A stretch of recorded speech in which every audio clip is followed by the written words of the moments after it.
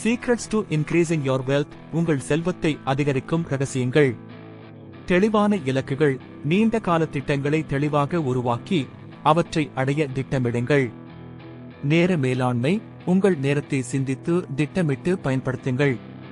தொடர்ந்த கற்றல், புதிய திறமைகளை கற்றுக்கொள்வது மற்றும் மேம்படுத்துவது வருமானத்தை அதிகரிக்க உதவும்.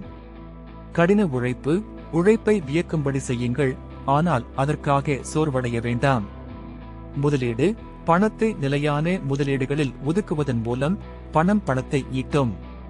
பொருத்தமான வணிக திட்டம், நல்ல வகையில் பொருளாதாரம் மற்றும் சந்தையை ஆராய்ந்து வணிகத்தை மேம்படுத்துங்கள். நேர்மையாக செயல்பாடு, எந்த செயலிலும் நேர்மையை கடைபிடிப்பது உங்கள் நற்பெயரையும் செல்வத்தையும் அதிகரிக்கும்.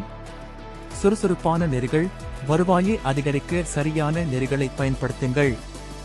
முன்னெச்சரிக்கை நடவடிக்கைகள், பணம் குறைந்த போது முன்னெச்சரிக்கை நடவடிக்கைகளை திட்டமிடுங்கள். ஊழியம், தன்னுடைய பணத்தை சரியான இடங்களில் செலவழித்து நற்பெயரை பெறுங்கள். வணிக சிந்தனை, விஷயங்களை வணிக ரீதியாக சிந்தித்து முடிவுகளை எடுங்கள்.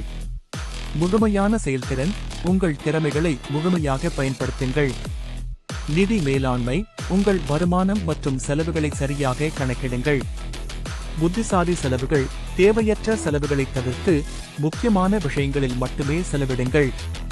திட்டமிடுதல், எந்த நடவடிக்கையையும் முன்னர் திட்டமிடுவது குறிக்கோளுக்கு அருகில் கொண்டு வரும். முறையான உழைப்பு நெறிமுறைகள், திட்டமிட்ட உழைப்பு வெற்றிக்கான வழி.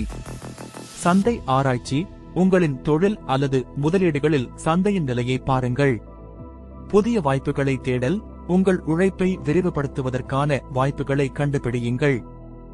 ஆதாயம் மறைந்துள்ள இடத்தில் அறிந்து செயல்படு, சம்பாதிக்க நுண்ணறிவு தேவைப்படும்.